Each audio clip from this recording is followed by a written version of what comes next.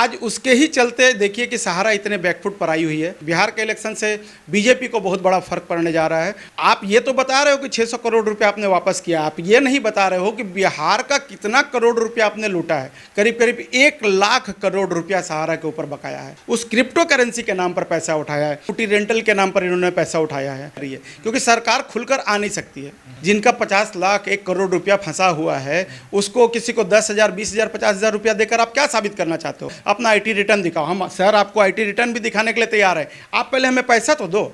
आज ये तीसरा साल चल रहा है, आप कोर्ट में जाकर फिर 1 साल का समय ले लिए हो और अभी पोर्टल पर कोई काम नहीं हो रहा, पोर्टल ठप पड़ा हुआ है।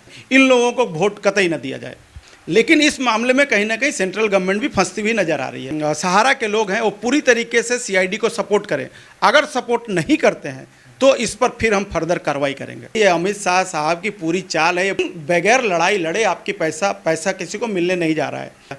अब उनको भी लग रहा है कि नहीं, ये जो सरकार है, अमित शाह साहब हैं और मोदी जी हैं, ये हम लोगों के लिए काम नहीं कर रहे हैं। बहुत सारे बीजेपी वालों का भी पैसा लगा हुआ है। सहारा आसानी से अब आपका पैसा नहीं देगा, ये मान के चलिए। जो लोग नहीं निकल कर आएंगे उनका पैसा डूब जाएगा। नमस्कार, सोशल संवाद में स्वागत है। मैं शशि भूषण और फिर से आज हम लोग सहारा की बात करेंगे, सहारा निवेशकों की बात करेंगे और जो कुछ भी हो रहा, क्या इस बीच में डेवलपमेंट हुआ, उस पर बातचीत करेंगे। आपने देखा 2 मई को बिहार में एक बड़ा कार्यक्रम किया गया विश्व सेवा संस्थान के द्वारा, और वहां पर एक लेके बिहार में इलेक्शन है, वहां पर माहौल काफी बना हुआ। और इसके बाद जो है सहारा के द्वारा एक चिट्ठी लिखकर जो है उस मामले में सफाई दी गई कि हमने बिहार में इतना करोड़ रुपया निवेशकों को पोर्टल के माध्यम से लौटा दिया गया है।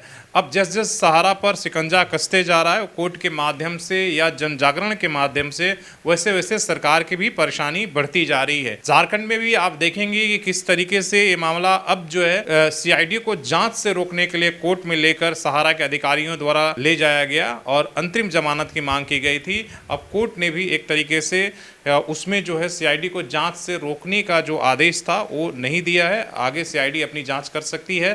तो एक जो इस लड़ाई को लड़ रहे हैं उनके लिए बड़ी सफलता है। दूसरी सफलता यह है कि सहारा इतने दिनों के बाद जो है बिहार में जब इतना बड़ा वहाँ पर धरना प्रदर्शन या रैली हुआ और वहाँ पर चुनाव होने की वजह से सरकार के दबाव में ही उन्होंने एक सफाई दिया है। और साथ ही क्या कुछ कहा उस पर हम बात करेंगे। हमारे साथ जो है इस लड़ाई में लोग अग्रिम भूमिका निभा रहे हैं, विश्व जन सेवा संस्थान जो भी है। तो हम बात करेंगे कि इन लोगों पर भी तरह तरह की बातें कही जा रही हैं। पूछते हैं पहले डेवलपमेंट की, बिहार में जो 2 मई को कार्यक्रम हुआ, इतना बड़ा जुटान हुआ, उसके बाद क्या फर्क पड़ा?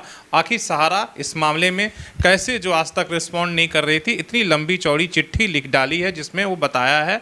तो सहारा ने तो सफाई आप लोगों को दे दी है कि भाई बिहार में हम तो पैसा दे रहे हैं और जो भी रुकावटें हो रही हैं उसमें आप लोग ही डाल रहे हैं, धरना प्रदर्शन करके, केस करके, तमाम तरह की परेशानियां आप लोग पहुंचा रहे हैं। क्या कहेंगे?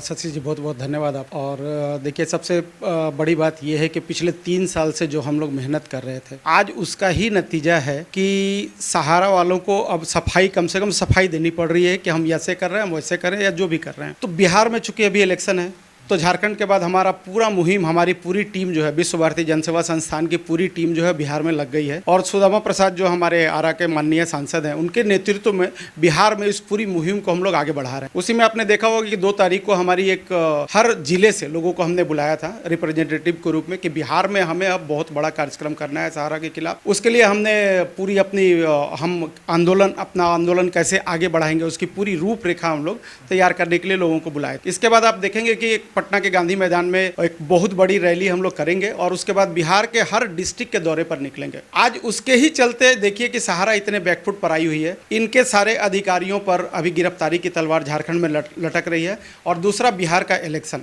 इलेक्शन से बीजेपी को बहुत बड़ा फर्क पड़ने जा रहा है। और हम तो ये दावे के साथ मैंने अब आपको बता रहे हैं कि नीतीश कुमार हो चाहे कितना भी पलटी मार के इधर से उधर हो जाएं, अब इस बार सहारा के जो निवेशक वो एकदम निर्णायक भूमिका में आपको बिहार के इलेक्शन में दिखेंगे। हम लोग सबको जागरूक करने निकल रहे हैं। ये लोग हमारे बारे में कितना भी गलत प्रचार कर ले कि हम लोग चंदा चोर हैं, हम लोग चंदा लेकर लोगों से इधर से उधर कर रहे हैं, तो आज के डेट में किसी को बताने की ज़रूरत नहीं है।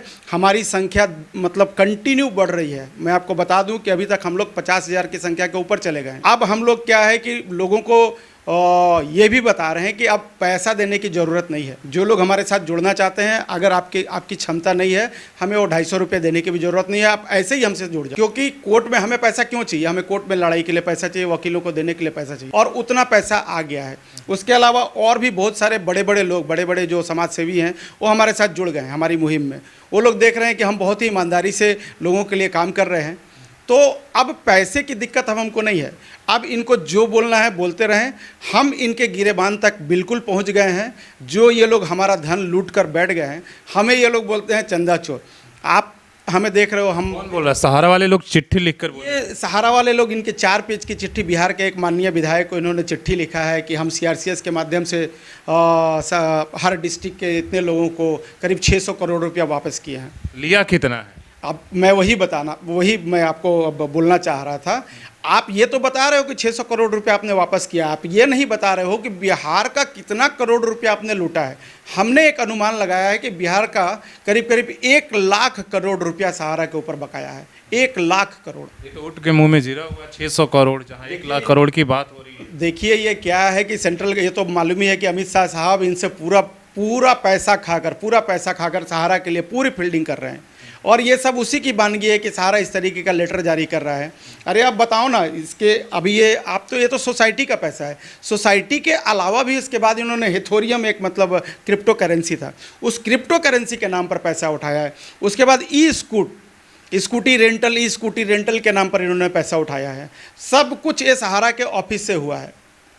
तो ये सारा चीज़ सेंट्रल गवर्नमेंट के नज़रों के सामने ये लोग मतलब पब्लिक को लूट कर गए हैं, और अब ये लोग बचने वाले नहीं हैं। हमारे NGO ने इनको सब तरफ से घेर लिया है। अब इनको बहुत दिक्कत हो रही है, इसीलिए इस तरीके का ये बरगलाने वाला चीज़ कर रहे हैं। लोगों को बता रहे हैं कि भाई NGO वाले लोग कुछ लोगों को गुमराह करके अपनी तरफ करके, और इस तरीके का क्या लग रहा है इसमें गर्दन फंस गई है? बीजेपी को बड़ा नुकसान होने वाला है, इसलिए सहारा अब आगे आकर चिट्ठी जारी कर रही है इस जन जागरण से, इसलिए कि झारखंड में उन्होंने परिणाम देख लिया है और उनको लगता है कि बिहार में इस तरह के दोहराव ना हो, और इसलिए कि सेंटिमेंटल मुद्दा है। जिन निवेशकों का पैसा जुड़ा है वो पार्टी जाति सबसे ऊपर उठकर वो काम कर रहे हैं, लेकिन ना उनके लिए पार्टी फर्क पड़ रहा है, ना जाति। किसी भी खांचे में नहीं बांध पा रहे हैं जो निवेशक है, जिनका पैसा इतने दिनों से सहारा के पास फंसा हुआ है। इससे लगता है कि कहीं ना कहीं अगर ये मुहिम आगे अगर ज़्यादा हवा अगर देती है, आगे बढ़ती है, तो इससे बड़ा नुकसान होगा। देखिए, अब इस मुहिम को आगे बढ़ने से कोई रोक नहीं सकता है। हम लोगों ने पूरा अपने आप को इस चीज़ में झोंक दिया है कि सहारा इंडिया जब तक पैसा वापस नहीं करेगी, सहारा हो या सरकार हो, हम इनको कहीं से भी छोड़ने वाले नहीं हैं। और ये जो सहारा इंडिया लेटर जारी कर रही है, वो सरकार के सह पे ही जारी कर रही है, क्योंकि सरकार खुलकर आ नहीं सकती है, क्योंकि सरकार को वोट का भी डर है। इसलिए ये सहारा के माध्यम से ये लेटर जारी करवा कर लोगों को गुमराह, ये जस्ट मतलब आपको भ्रमित करने का एक संदेश दिया जा रहा है। और झांसे में नहीं आना है, बिल्कुल झांसे में नहीं आना है, और लोग झांसे में नहीं आ रहे हैं। जिनका 50 लाख 1 करोड़ रुपया फंसा हुआ है, उसको किसी को 10,000 20,000 50,000 रुपया देकर आप क्या साबित करना चाहते हो? हम अमित शाह से ये पूछना चाहते हैं, आप 10,000 रुपया देकर हमें क्या साबित करना चाहते हैं? मेरा 5 लाख से ऊपर है, तो आप ये बोल रहे हो कि आप अपना IT रिटर्न दिखाओ। हम सर आपको IT रिटर्न भी दिखाने के लिए तैयार है, आप पहले हमें पैसा तो दो, हमारा पैसा वापस करो, हम आपको दिखाएंगे कि हम पैसा कहाँ से लेकर आए हैं। बगैर पैसा रिटर्न कौन मांगने लगा? CRCS मांग रही है। क्यों मांग रही है? उसको क्यों मांगना है? उनका कहना है कि आप पैसा कहाँ से लाए ये बताइए, पहले आप पैसा दो। तो हम पैसा जमा किए तो उस समय आपने नहीं पूछा, अब आप हमसे मांगेंगे कि देने के समय कि आप पहले पैसा बताओ तब पैसा देंगे। इनकम टैक्स का भी क्या रूल है? हमारी सैलरी आती है उसमें से कटती है, या जब हम 1 साल का पूरा हमारा इनकम आया उसके बाद हम अपना रिटर्न फाइल करते हैं, तो हमने जो पैसा सहारा को दिया है आप विथ इंटरेस्ट पहले हमें वापस कर दो। उसके बाद आप बताइए कि इस पैसे पर इतना इंटरेस्ट बना, या आप पैसा कहाँ से लाएं। अगर हम चोरी करके लाए हमें जेल में डाल देना, अगर हमने प्रूफ दे दिया तो पहले पैसा तो दे दो। डराने का कार्यक्रम शुरू, देखिए आप मांगो ही मत। नहीं, ये शुरू से ही मतलब CRCS पोर्टल जब से बना उसमें तो 100 तरह की खामियां हैं, 100 तरह की खामियां हैं।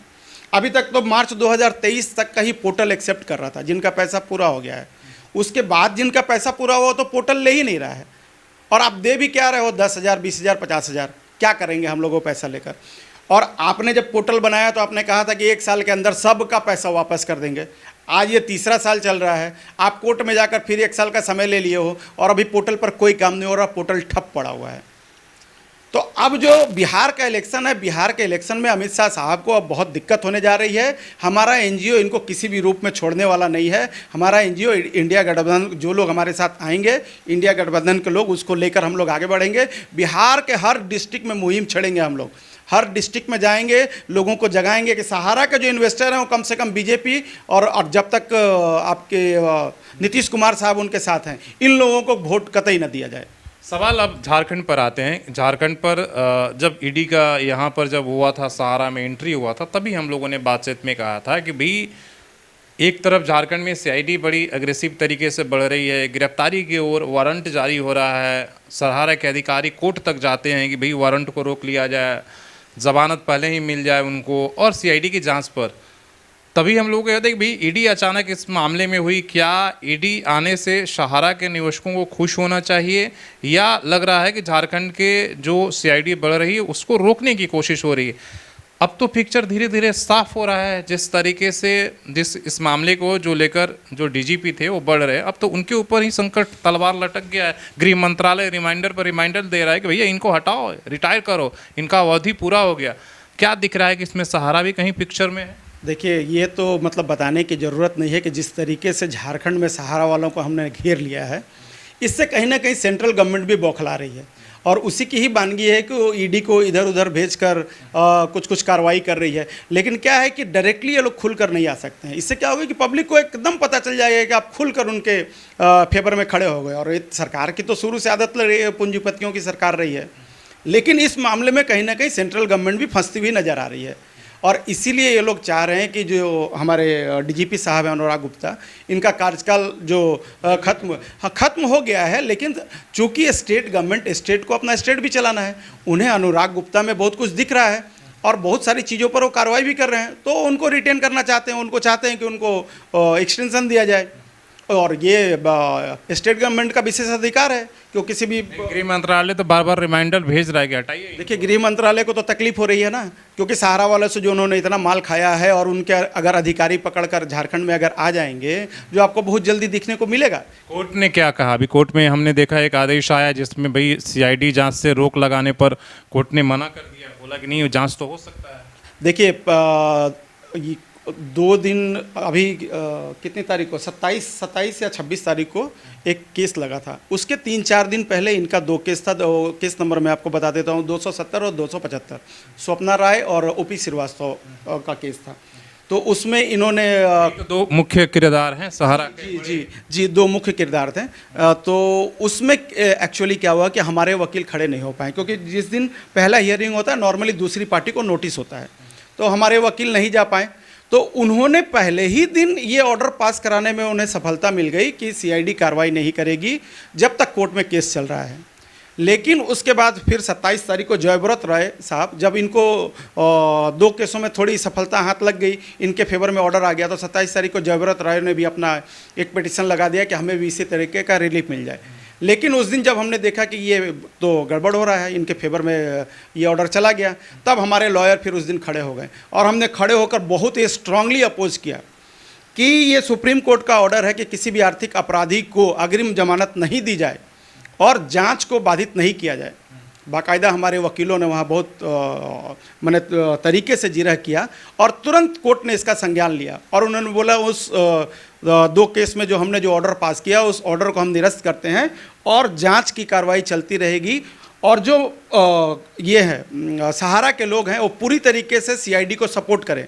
अगर सपोर्ट नहीं करते हैं तो इस पर फिर हम फर्दर कार्रवाई करेंगे। मतलब गिरफ्तारी हो सकती है? 100% गिरफ्तारी सीआईडी के पास। सपोर्ट कर रहे हैं कि अभी भी भाग रहे हैं? देखिए, ये तो सीआईडी का काम है सर, इसमें इसके बारे में अब हम नहीं बता सकते हैं कि सीआईडी ने जितना इनके खिलाफ में सबूत इकट्ठा किया है उन सबूतों के आधार पर इनको बुलाया जा रहा है। सीआईडी अपने काम में पूरी तरीके से आगे बढ़ रही है और आप देखेंगे अभी चूँकि सीआईडी कोर्ट में जो हमारे जज साहब थे उनका तबादला हो गया है। पिछले 20 दिन से वो जज वहाँ कोई बैठ नहीं रहा है, तो अब जो कार्रवाई है आपको बहुत तेज़ी से होती हुई दिखेगी। तेज़ी से होती रहेगी, लेकिन उधर भी जो बचाने वाले गिरोह हैं वो भी सहारा के लिए जो एक तरह से प्रोटेक्ट कर रहे हैं वो भी चुप नहीं बैठे हैं। उनके पास भी बहुत संसाधन है जो हर तरह से आप इस जांच को लटकाने भटकाने की कोशिश करेंगे, वो बिहार हो या झारखंड। लगता है कि आगे की लड़ाई बड़ी आसान है। जैसे हमने पहले ही हुआ था कि हो सकता है कि ईडी के बाद सीबीआई सबकी एंट्री हो जाएगी और सब कुछ जो राज्यों में चल रहा है वो सारा अधिकार अपने पास गृह मंत्रालय मंगा ले। ये तो बहुत अच्छा हो जाएगा ना। इससे तो क्लियर पता चल जाएगा कि गृह मंत्रालय जो है वो खुलकर सहारा के फेवर में बैटिंग कर रहा है, वो हमारे लिए भी अच्छा हो जाएगा। अभी भी आप लोगों को शक है, विश्वास है कि गृह मंत्रालय नहीं कर रहा? गृह मंत्रालय तो हम तो शुरू दिन से बोल रहे हैं, हम तो पहले दिन से ही आपको मैं बता रहा हूं कि ये अमित शाह साहब की पूरी चाल है, ये पूरी प्लानिंग। 5,000 करोड़ पोर्टल बनाना, वहाँ 5,000 करोड़ रुपया लेकर आना जहाँ 2.5-3 लाख करोड़ रुपया बाकी है, और उस 5,000 करोड़ में ही लोगों को फंसा देना, और सहारा को एक तरीके से फिर से उनके ऑफिस खुलवाकर लोगों से पैसा, जो हमें चंदा चोर बता रहे हैं, वो जहाँ जहाँ सहारा की ऑफिस खुली हुई है, ये लोग पोर्टल पर डिफिशियंसी दूर करवाने के नाम पे लोगों से 500, 1,000, 2,000 तक उगाही कर रहे हैं। हमारा तो हम तो खुली किताब है सर। हम तो 250 रुपये हमारा मेंबरशिप है। वो भी हमने कहा है कि जिनको नहीं इच्छा हो आप बगैर दिए बन जाओ, लेकिन बगैर लड़ाई लड़े आपकी पैसा किसी को मिलने नहीं जा रहा है। और देखिए हमारी ताकत क्या है, हमारे पास पैसा नहीं है, हम जुनून से लड़ रहे हैं, लोगों को संगठित करके लड़ रहे हैं। और पब्लिक जिस दिन निकल गई सड़कों पे, बड़ी बड़ी सरकारों को हिलते हुए देखा है। आपने जेपी का मूवमेंट भी देखा होगा, स्टूडेंट गांधी मैदान से स्टूडेंट खड़ा होकर पूरा इंडिया में उन्होंने आग लगा दिया था। तो ये तो बहुत बड़ा मैटर है। 13 करोड़ लोगों का पैसा फंसा हुआ है। लोग जैसे जैसे जागरूक हो रहे हैं, जैसे जैसे उन्हें लग रहा है कि पैसा नहीं मिल रहा है, सबको समझ में आ रहा है। अभी कल मुझे आरएसएस के एक आदमी कराची से फ़ोन आया था कि आरएसएस के उनका जो मीटिंग था उसमें उन लोगों ने ये मुद्दा उठा दिया। अब उनको भी लग रहा है कि नहीं, ये जो सरकार है, अमित शाह साहब हैं और मोदी जी हैं, ये हम लोगों के लिए काम नहीं कर रहे हैं। बहुत सारे बीजेपी वालों का भी पैसा लगा हुआ है। पैसा किसी एक आदमी का नहीं। तो ये तमाम सारे बिहार और झारखंड में जो डेवलपमेंट है आप उसको देख रहे थे, देश भर में चल रहा है। सहारा का निवेशक अब सड़कों पर हैं। एक तरीके से उनका बर्दाश्त का जो समय सीमा था वो पार हो गया। पिछले 12-13 सालों से ये लड़ाई लड़ी जा रही है, कोर्ट से लेकर, आप देख रहे हैं सुप्रीम कोर्ट से लेकर और कहाँ कहाँ पर। तो अब जो है इसलिए जन जागरण शुरू हो चुका है। यार आपको भी इसमें क्या लग रहा है, सहारा मामले को लेकर आप कितना लग रहा है कि निवेशकों का? हाँ बोलिए। ये आपके माध्यम से हमारी बात जितने भी लोग देख रहे हैं या सुन रहे हैं, सभी इन्वेस्टर को हम बोलना चाहते हैं कि आपकी लड़ाई है, आप निकलकर हमारे साथ में आइए। सहारा आसानी से अब आपका पैसा नहीं देगा, ये मान के चलिए। जो लोग नहीं निकल कर आएंगे उनका पैसा डूब जाएगा। विरोध का स्वर ही है, जहां पर हैं जैसे भी हैं आप अपने राज्यों में, अपने जिला में आप इसका विरोध का जो स्वर है वो जरूर ऊंचा करिए, ताकि ये बात सरकार तक जाए। या सरकार जब तक मजबूर नहीं होगी, उस पर जब तक प्रेशर नहीं पड़ेगा, अब ये बात ये सामने दिखाई दे रही है, तब तक जो है ये पैसा निकालना मुश्किल होता जाएगा। इसलिए बहुत सारे ऐसे घोटाले हुए हैं, बहुत सारे ऐसे लोग हैं जो इस देश से पैसा लेकर भाग गए और धीरे धीरे समय के साथ लोग भूल गए। तो इस मामले में ऐसा ना हो, इसलिए कि 13 करोड़ निवेशक जो हैं वो एक बड़ी संख्या होती है। इसलिए इस लड़ाई को आगे बढ़ाते रहना है और इस वीडियोस को भी ज़्यादा से ज़्यादा शेयर करिए, लोगों तक पहुंचाइए। हमें भी जहां तक कोई इस मुद्दे को लेकर, इसके आम लोगों के जनजीवन से जुड़ा हुआ हर आम आदमी का पैसा जो है वो सहारा में लगा हुआ है। वो किसी एक का पैसा नहीं है, कोई उनका अपना ये नहीं है। जितने भी पैसा वो देश के लोगों का पैसा है, इसलिए उन्हें मिलना चाहिए। अपने सहयोगी रितेश के साथ शशि भूषण, सोशल संवाद न्यूज़, झारखंड।